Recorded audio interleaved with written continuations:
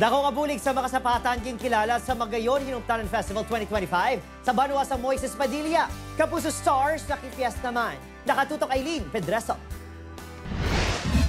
Pagsagod sang kasapatan ang kalabanan nga palangabuyan sa mga taga Moises Padilla naging tawag sa Magayon. Diri nagpadulong ang mga tawo halin sa naglain-laing nga bahin sa probinsya para magbakal sang kasapatan. Kada tuig, ginasaulog ang Magayon Hinungtanan Festival para ibida ang kultura kag dagaya nga pamuma sa banwa.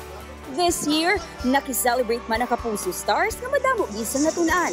Ayan mga kapuso, nandito tayo ngayon sa Livestock, capital ng Pilipinas, ang bayan ng Moises Padilla. Pinangalan ng bayan na ito kay Moises Padilla bilang pagkilala sa kanyang ipinakitang katapangan at paninindigan. Isa pa sa ikinabubuhay ng mga taga rito ay ang pagtatanim ng kamoting kahoy. Maraming aktibidad ang inaabangan taon-taon gaya na lang ng parada kung saan nagsama-sama ang mga residente, suot ang makukulay nilang mga costumes katulad nito.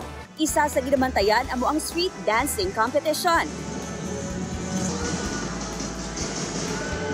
Siyempre ang municipal grounds na puno sang fans nga nagbonding sa Kapuso Stars na sanay John Rex. Bubble Gang cast Cheska Fausto. Althea Ablan. Kag Yasser Marta.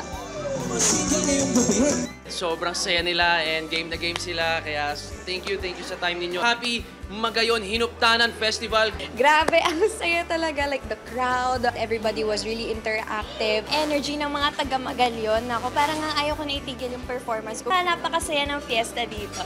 Pag lagi kami nandito sa Negros Occidental, lagi lang fun yung mga tao, lagi lang sila nakikisaya, nakikisabay sa mga kanta.